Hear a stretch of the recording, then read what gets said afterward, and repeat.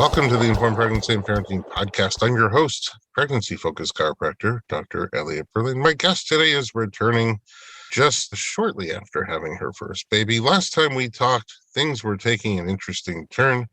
Jenna Ushkowitz, welcome back to the podcast. Thank you. Or maybe I should say things weren't taking an interesting turn. That's exactly right. So you're all fit and healthy and you're planning for this epic vaginal birth. And then your baby was not cooperating with positioning. That's right. She was breech, and she was breech all the way until she was born. So what kind of things did you do or not do to try to help encourage the turn? I did almost everything except for the ECV. I worked with you, and I was basically on, cat-cow all night long, every night, and upside down. And I did the moxibustion. I did swimming in a pool, handstands, you name it, except for the ECV. I tried it. Yeah. I mean, were you swimming through the pregnancy? I wasn't swimming through the pregnancy, which is, if I could go back, maybe I would stretch more. But I wasn't swimming through the pregnancy. It wasn't warm enough here. But, nothing said to me that I would be having an issue with a breech baby until probably 34 weeks. Was it ever discussed or brought up to me that this could be an issue? Or could be something we'd have to, kind of explore in terms of C-sections or ECVs. You had not a lot of time to react to it, but you managed to do a lot of stuff anyway. I did. I fit it all into 4 good weeks. So if you hadn't been swimming, was it weird to get into a pool with the baby in you? Yeah, it definitely was. It felt really nice, actually. It felt, like a little bit weightless. It gave me a little bit of rest, my back. And I didn't swim a ton. That was probably the thing I did the least out of all the things I tried, just because I didn't have access to my own pool. But I did enjoy it. And handstands were kind of fun. Did you go with a lifeguard? I had a lifeguard in my stomach. It's true. You're never alone quite at that point. No, I swam with a friend.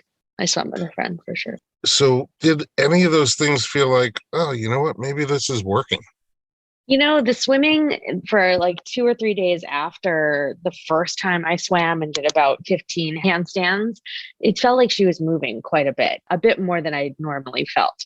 So I thought maybe she turned. And then, I think I went back to you and we were doing our, massages, and you were like, oh no, she's definitely not turned. Not yet. And I think you were also encouraged, although we were a little late. We were pretty close to my due date when you were like, she keeps moving out of your pelvis more and more. We were pretty encouraged by it. But by that point, we were pretty close to the date that I actually had scheduled my C-section for. Right. The ECV, so it's the external cephalic version. It's where the doctor tries to turn the baby manually from the outside through your belly. And you gave it a lot of thought. What information did you have that you were taking into account in your analysis of whether to do it or not? Yeah, I gave it more than a lot of thought. I gave it the most thought. And it kind of stressed me out, which in turn, I thought, she's never going to turn if my body is so stressed about doing this or not doing this. The information that I had that my doctor gave me was, it's 50%, success rate, if that. And I asked her, I said, how many people who are breech do it? And she said, it's a good question, about 50% of the people who she talks to. So it's not a lot of people. I had asked a bunch of friends who I know had breech babies if they did the ECV, and 99% of them did not. They opted out. So there were very few people that I spoke to that actually even tried it. There were a few that said in retrospect, they maybe would have tried it now that they thought about it. But most of them just kind of opted in for the C-section, or they turned. And then, I did a bit of my own online research. I talked to you. I talked to my doctor. I talked to friends. I had one family member who did the ECV, and she turned successfully. She was then induced that day, and then she ended up having a C-section anyway. So, the risk factors kind of outweighed the pros for me. And then also just knowing how stubborn I am.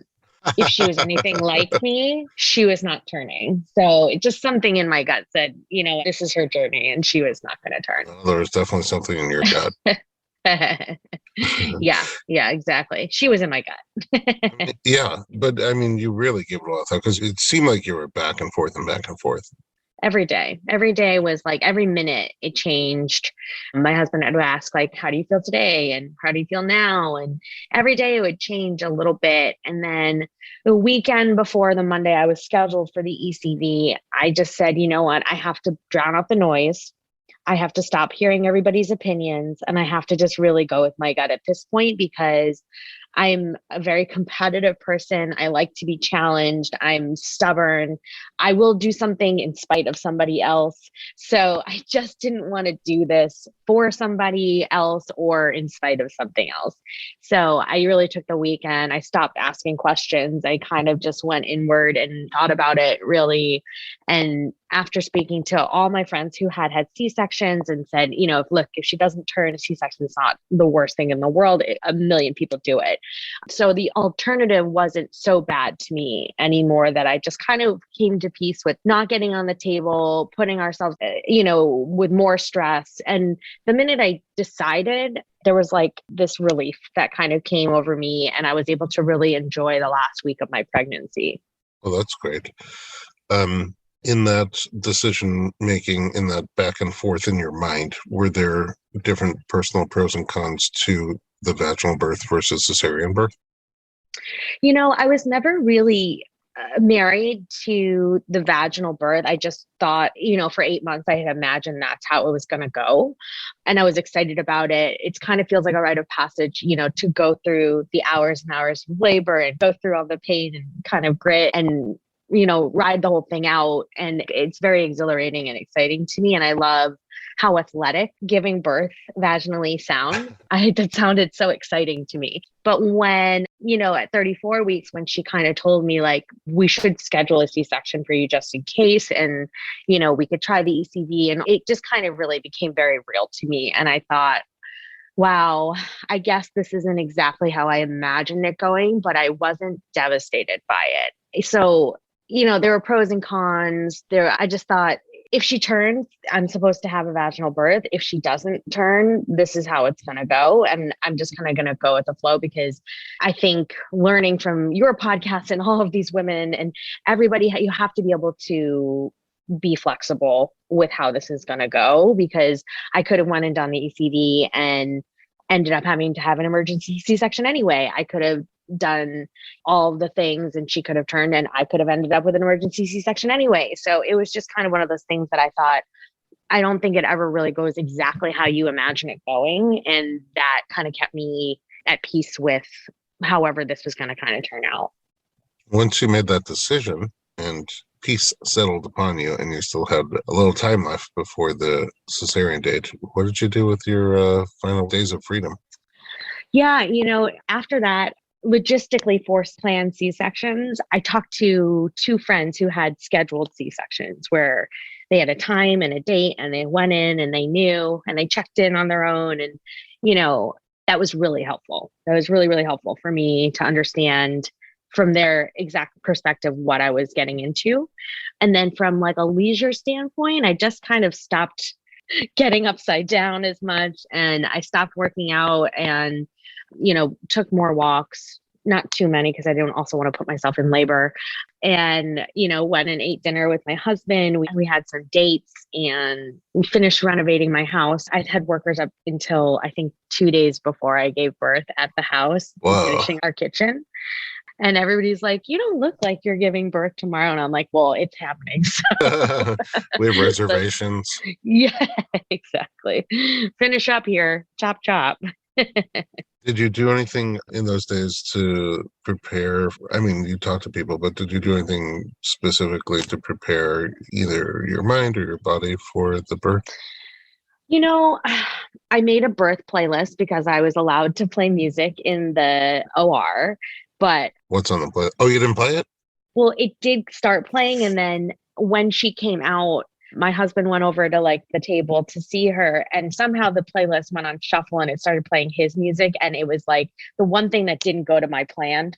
Okay, what was um, on your playlist?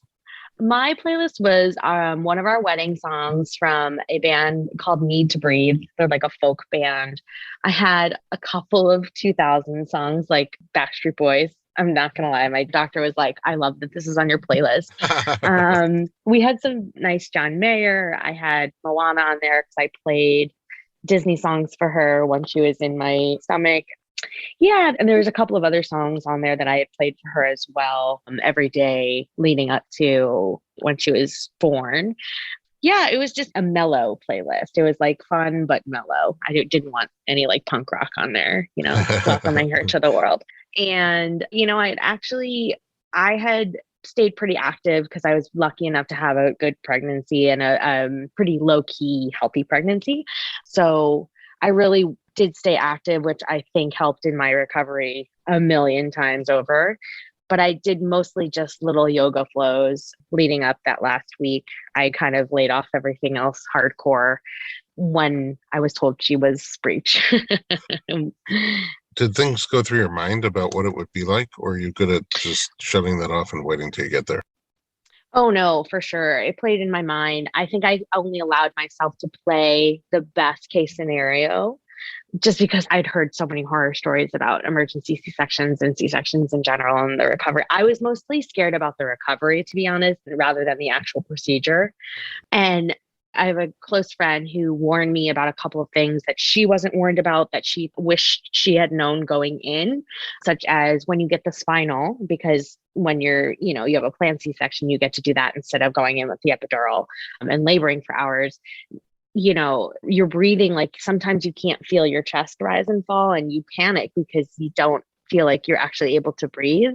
She recommended talking a lot. So just like keep talking to remind yourself that That you're breathing. that you can breathe. Mhm. Funnily enough, though, my spinal was strong enough that I couldn't feel pain, but I felt everything. Like I felt a lot of pressure. I felt movement. I felt touch. So I wasn't 100% numb where I felt paralyzed, where I couldn't feel anything at all. Yeah, there are definitely moments where like sleep was not non in any way, but leading up to is definitely there were so many scenarios that played out in my head. And I think I had heard somebody on your podcast who had an emergency C-section that like she kept bleeding out after. And so that was going through my mind and, all these things, but you just kind of try to shut it out after a while and go, just hope for the best. And Glad I could help. yeah, exactly. And prepare for, you just prepare your brain. But I feel lucky because I was able to process the switch, from going to a vaginal birth to a C-section. I had weeks to process if that was going to happen to me and to know that that's what I was getting into versus somebody who delivers and, has 0 seconds to really kind of go through that. And then they're going through it postpartum. So. All right. Well, let's take a break. And you're an excellent storyteller. So I feel like a lot of people are in this position and just so curious about what to expect. And I feel like you're going to be able to really bring us into the experience. So we'll be right back with Jenna Ushkowitz.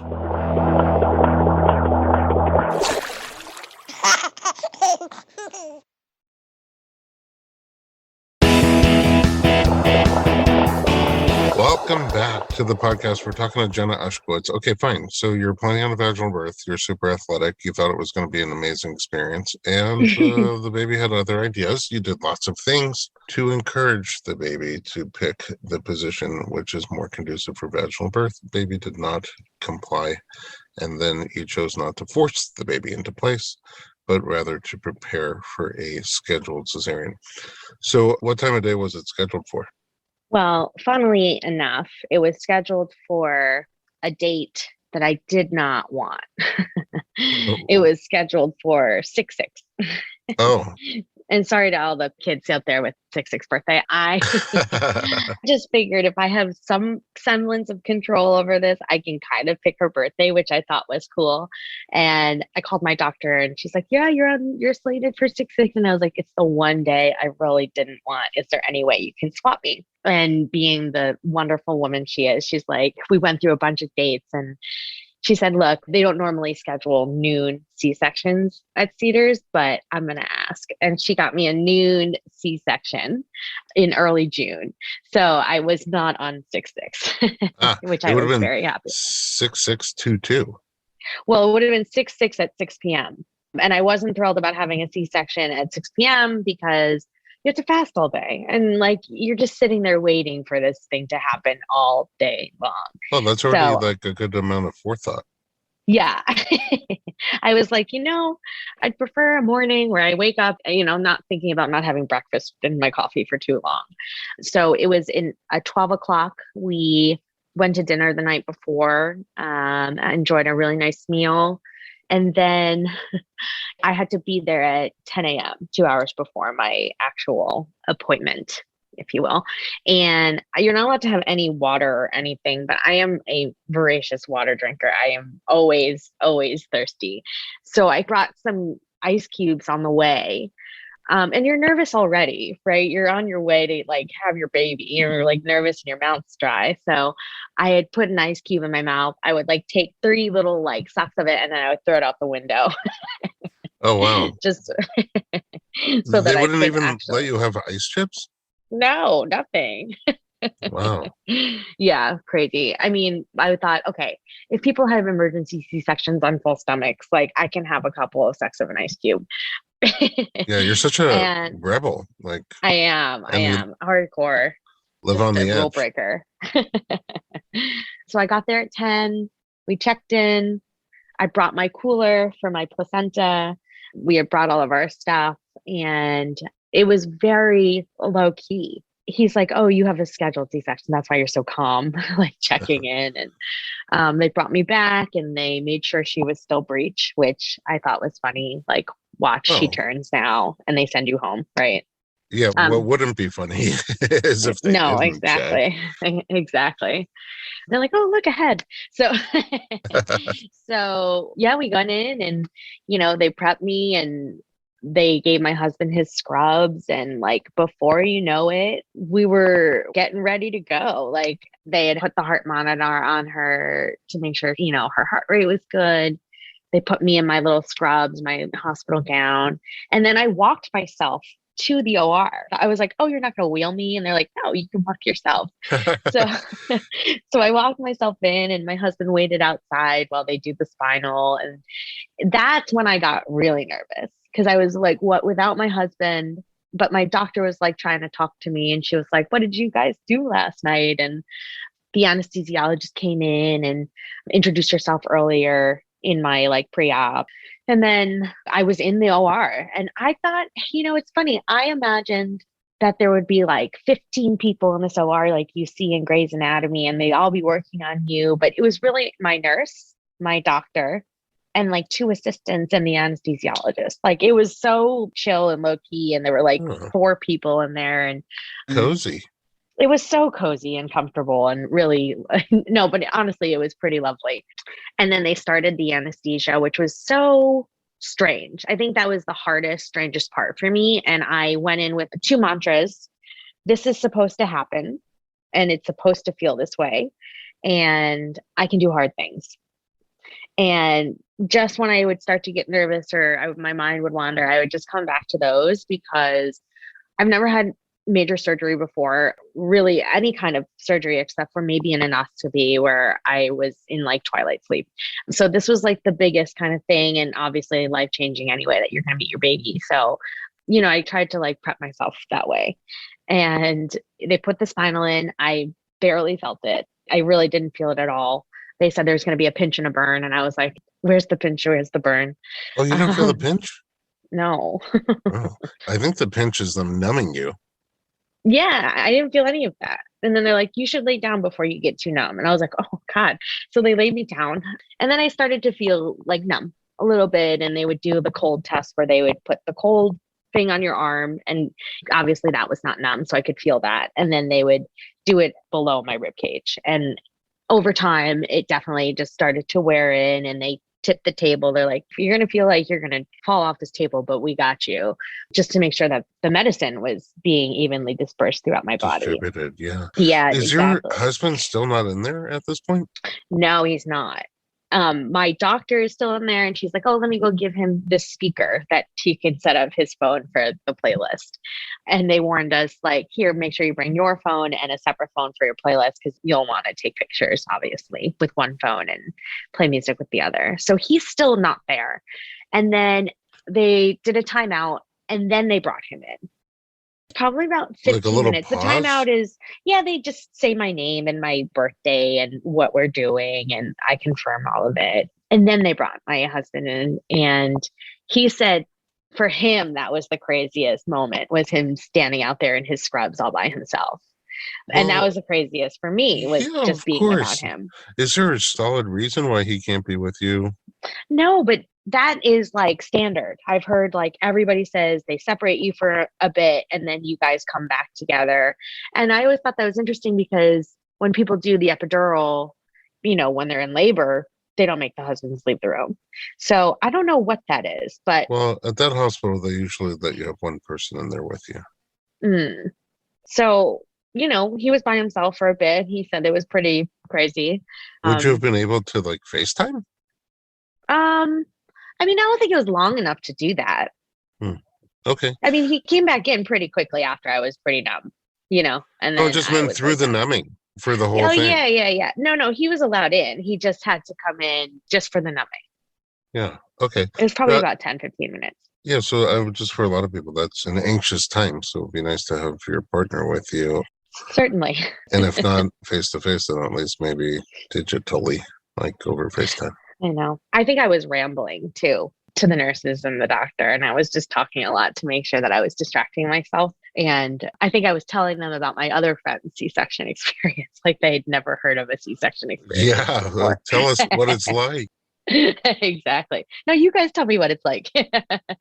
And then, yeah, they put the sheet up and it was the blue sheet and the clear sheet. And they had asked me earlier what I wanted and if I wanted to see everything. And I said yes. So luckily at Cedars-Sinai, where I gave birth, they gave me the option to have the clear drop for when she was being pulled out and, taking her first breath. So we opted in for that. And then my nurse was kind of taking photos behind me the whole time, which I thought was really funny. Oh, that's I'm like, sweet. you don't need her? But yeah, she took amazing, like hundreds of photos, which was really cool.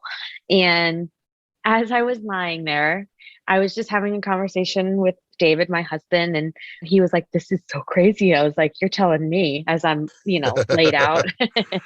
And it was pretty quick. I'd say it was about 8 minutes, 9 minutes before, her little butt came out. And my doctor was talking to me over the drape and she said, Jenna, this is so crazy. Your abs are so crazy. And I said, when she goes, you just have so many. I was like, could you put those back together for me? That would be great. I might want those. And I thought that was really weird because she's just staring at my abs like inside as I'm laying there, like, oh, that's cool. And again, it was like pretty chill. I was like a little nervous, but I was a little out of it at that point and just waiting. We're just waiting to meet our baby and, know that she's okay and, breathing and well. And she came out and they said her butt came out first and then her little legs were kicking on the way out and they got her out. She swallowed a lot of fluid. They're like, oh, she's so cute. Wait, did you get to see that? I did. So it's kind of hard, in theory, you get to see through the plastic, but it's hard to lift yourself up when you're being cut, your abs are being When cut somebody's over. holding your abs in their Yeah, your hands. lower abs, which you normally would use to lift yourself up that way. I didn't see her butt come out. I saw photos afterwards of that experience. But then I saw her fully like lifted out and, there she was. And it was amazing. It was really cool. And they put her through the plastic onto my chest so I could actually feel her immediately. Oh, It wow, wasn't that's skin to skin, awesome. but they were, delaying the cord cutting. And the first words I think I said like, oh, she's so small. She was really little, but it makes sense. I was pretty little. How big was she? 5 pounds, 15 ounces. Oh, wow. She was really little, but it was really amazing. And then my husband went away and they take dad over to do like an honorary umbilical cord cut. And I didn't hear her cry for a bit and I was worried. And everybody kind of like went over to the baby, of course, and they're, suturing me up and everybody went silent. And I was like, is everything okay? everything good over there? Like, I'm thinking something's wrong. But she just took a second to cry. Everything was great. And before you know it, I think 20, 30 minutes after that, I was in recovery. It was just the wildest and fastest experience. It's definitely under an hour that we were out of there. Wow. But you said you didn't feel pain, but you were able to feel like the pulling, tugging, things like that. Is that true also afterwards when they were closing you back up? No, at that point, I couldn't really feel anything. And I was kind of more in my head about, when I was going to be able to see my daughter and when they were going to bring her over to me. So I didn't feel any of that. No, I could just feel them maneuvering me a little bit, like I could feel them kind of like, shifting me over, and I could kind of feel when they were pulling her out a little bit, like there was just a little bit of rejiggering there, but no, nothing too crazy. And how about the placenta? The placenta came out and they put it on ice for us. I didn't feel any of that either. I'm pretty sure that was very swift right after. I had an anterior placenta, which we partially thought was why she hadn't turned. There was just not enough room. But, who's to say? Oh, yeah. So that's the other thing I was going to ask. Did they see any clues about any Nope, roadblocks? nothing. No short cord, nothing like that. None of the things that they say might be the reason why. No. Just crazy abs? Yeah, just some tight abs and a tight pelvis and, and a tiny baby. All right. You make it sound like just a routine kind of little thing. Let's go in and get this baby out and close me back up. It sounds like you had a really good experience. I did. I think going in knowing what to expect, having heard the step by step of somebody else's experience. I had called my doctor before also and just said, could you take me through the day? And she did. She took me through checking in, checking my blood pressure, to when I was going to be in the OR, to how long that was going to take, to everything. She took me through like a timestamp of everything. And I think that was really helpful for my brain, especially as a planner, and just having enough control over something, I think was really helpful for me. So going in knowing kind of what to expect, I was like, this is what a normal, quick, easy routine C-section feels like. And that's what mine was basically felt like. And it really was, I can't complain about the experience at all. It's amazing. I'm glad you had a great experience. I would love to find out how your postpartum experience has been in the hours, days, and weeks since the baby came. Let's take a quick break and we'll be right back.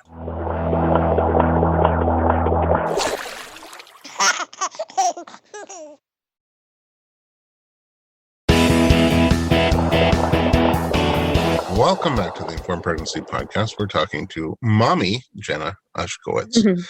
So baby's out, they stitch you up. How's recovery? You go into, I assume, some sort of PACU, post-anesthesia care unit. What happens in there? We were hanging out in recovery. We had the room to ourselves. My husband was drafting an announcement email while we were in there. I was hanging out with the baby. I was able to do skin to skin about 3 minutes after my C-section. They brought her over.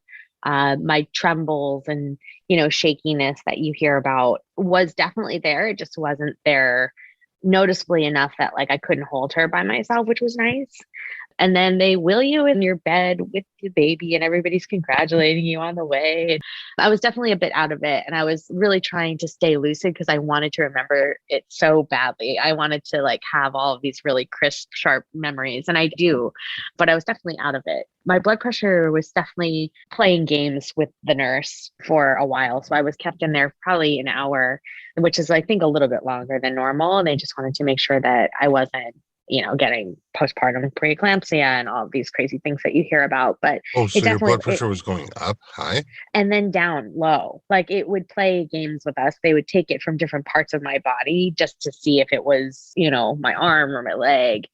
And I don't know. And maybe just my body reacting to interval training, it sounds like. Yeah, exactly. It was like a hit. It was doing a hit workout. But it leveled out probably by the end of the day. So we were fine. But I had to wait because there were no postpartum rooms. Oh, wow. There must be a lot of babies. Yeah, it must be. All the people trying to avoid 6-6. Yeah, exactly. They're like, can I schedule a C-section too? So we were in there for probably about 2 hours just hanging out with our daughter. And that was actually nice. Like we didn't mind it. Postpartum rooms are fine, all kind of look the same. So we got into the postpartum room. It was so warm in there. It was like my one bout of anxiety that I got the whole time. It was so warm in the room, and the room was so small. And I was like, this is our room and this is where we're going to be. And can somebody open the door? I was like, can somebody just open this door right now? And we were in there. She slept forever. I mean, the babies that come out are just like, they sleep forever and they're just so cute. And you just want to stare at them. And obviously, after a C-section, I wasn't able to walk unattended for probably about 12 hours. So there was that. But I drank a lot of water. That's And your that was thing. really, it is my thing. And the nurses were so impressed. They were like, look at this catheter. She filled it up already. And I think it really helped my recovery. So to all the people out there prepping, get that water going. At some point you must start to have the sensation back in your body. Pretty quickly. That feel just in terms of post-cesarean, post-surgery. Yeah, they definitely have that down to a T, the pain management, your IV and getting ahead of it. That was like the big thing, was like always staying ahead of the pain. And I started getting my sensation back in recovery for sure, in my upper legs first. And then, I didn't even try to wiggle my toes because I knew that I would freak out if I couldn't wiggle them and feel them. So I just kind of let it be for a while. But it came back probably within 2 or 3 hours, like fully, I felt everything and was able to move. And there was one point where they moved my legs for me and I didn't feel it at all. And that was wild to watch and not feel that. Weird. Yeah, so weird, but no pain, very little pain at all the first 24 hours probably. Are you just somebody that doesn't feel pain that much? I have a pretty high pain threshold, which is kind of why I was excited for vaginal birth. This is my thing. To test my pain tolerance. No, but I do have a high pain tolerance, so I didn't feel it. And a bunch of friends telling me who know me really well, like, don't try to be a hero here. Like, just take the meds and go with it. And my doctor saying the same thing. So I did. I really did. I know that I can try and push it. And people probably think like, oh, she works out so hard. And, I definitely try to push things. And I didn't want to push this recovery too soon. I didn't want to injure myself. I'm still taking it easy and I'm 2.5 weeks postpartum. So, I didn't do anything to test my boundaries, postpartum. And yeah, I was definitely up and going to the bathroom myself within that evening after surgery, probably around midnight. So just really hours after you had the surgery. Yeah. Is that how you pictured it?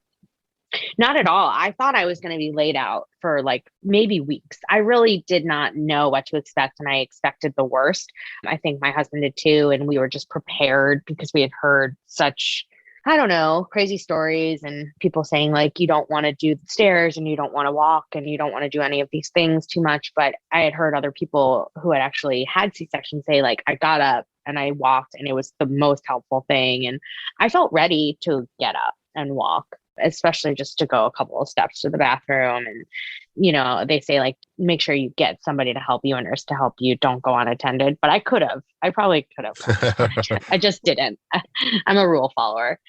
Sometimes. And because we know about those ice licks. Were you planning to breastfeed?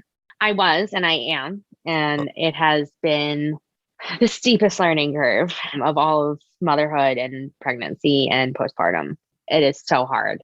Well, luckily, I've met a couple lactation consultants, just one at Cedars and one at our pediatrician, that have been so helpful in giving us tools and kind of guiding us.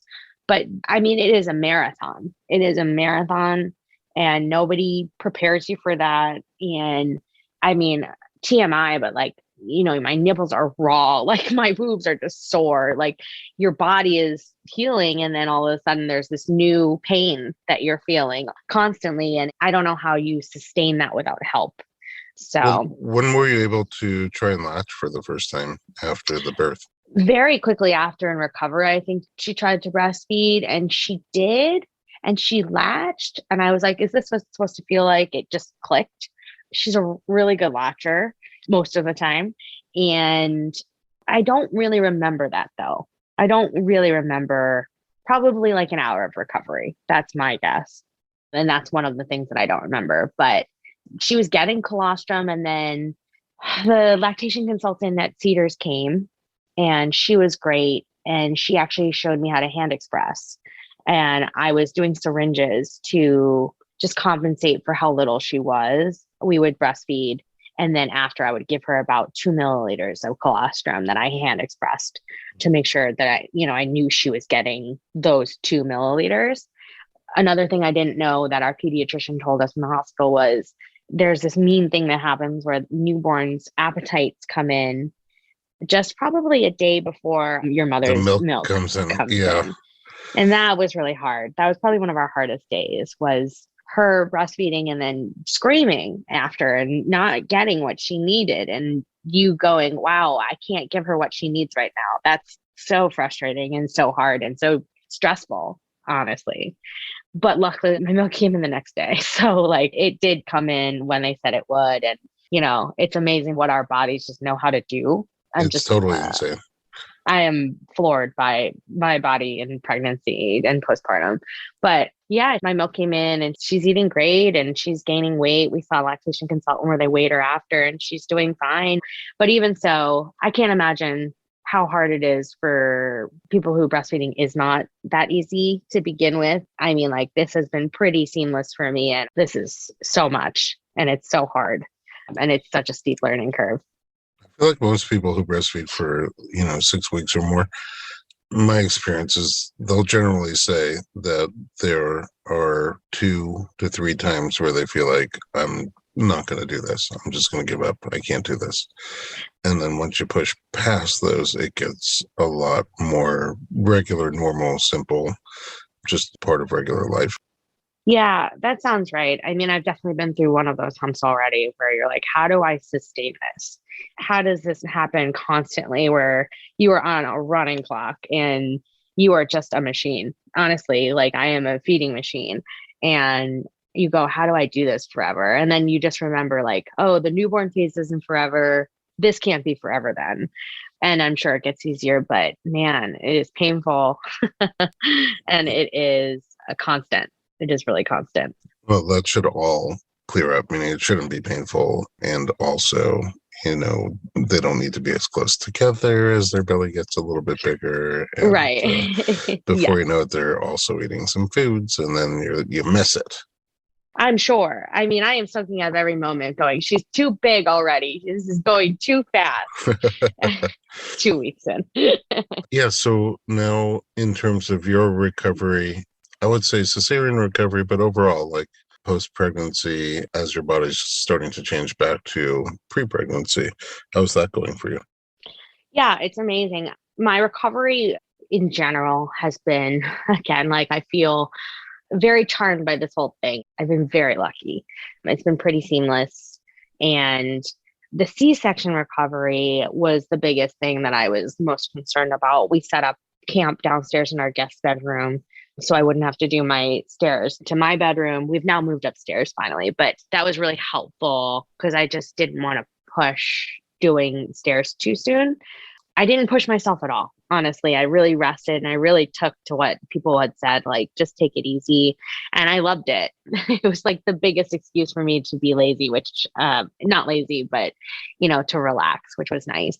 And I was walking, a day or two after getting in and out of bed pretty easy. And the more I did stuff, the more I would feel it, though. That's for sure. And I did take the meds and I did listen and I did rest and not push myself too hard. And I think because of that, I healed a lot quicker. My scar and everything is just less noticeable. And the pain is, I'm 2+ weeks now. And I took a really nice walk today, pushing the stroller, which was nice. And so I'm definitely mobile, which was great. And we were surprised. We were definitely surprised by how well it went and how well my recovery was. That's at least one of the better surprises to have. Certainly. I mean, I think my expectations were low about all of postpartum. And I hope that people are encouraged by that, because of C-section. I hear horror stories. I heard horror story after horror story. I heard how hard it is, how not fun it was, how bad it was. And then I came and I had this recovery and I was like, it doesn't matter. I have this bundle of joy in my arms and nothing else mattered. And my recovery was fine. Yeah. So I feel really lucky in that sense. So on a closing note, I would ask maybe 2 or 3 questions. One is, now that you've been through it, is there anything that you learned from the experience that you didn't know that might be helpful to somebody else? Oh my goodness. Honestly, I think like drown out the noise. Your experience is going to be your experience no matter what, in your pregnancy, in your labor, in your recovery. Take as much information as you can, prepare for all of it, but like drown out the noise, because it was helpful for me to know, but it was so drastically different from what I had heard. So second question, might be too soon, but if you get pregnant and have another baby and that one's head down, do you have a leaning on whether you would just rinse and repeat or, test your pain tolerance? I don't know. If my C-section report is good enough, and if we do this again, I would definitely try for a VBAC for sure. But I wouldn't be devastated by another planned C-section because of just the experience, knowing what I know. Right. It's kind of fantastic because you're good either way. So yeah, it seems like it would be less pressure. Sure, for sure. Exactly. Cool. Well, I was right. You're a great storyteller. It's true. Most people don't have that kind of detail from what happens right afterward, even just a couple weeks after the birth, but you're pretty lucid on the details.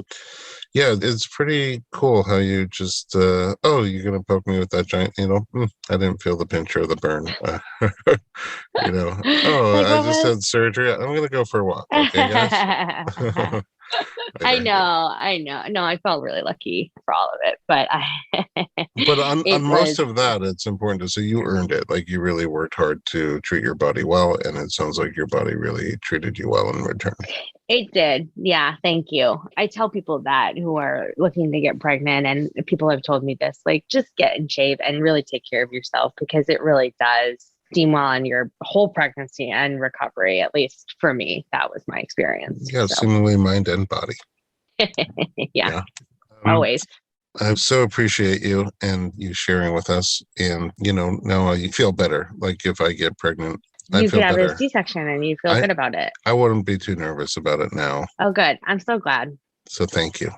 You're welcome. Jenna, remind us where we can find you online. Yes, my Instagram, my Facebook, my Twitter are all Jenna Ushkowitz, and you spell that USHKOWITZ. Sure you do. For those who are curious. I love that you got them all the same. What? All your handles on all the different social media. I love how they're all the same. Oh, yeah. There's not that many Jenna Ushkowitzes out there that I have to fight with. Yeah. That's one of the perks of being an Ushkowitz. All right. I will find you over there on social media. And if you want to connect with us, we're on there too at Dr. Berlin, DoctorBerlin.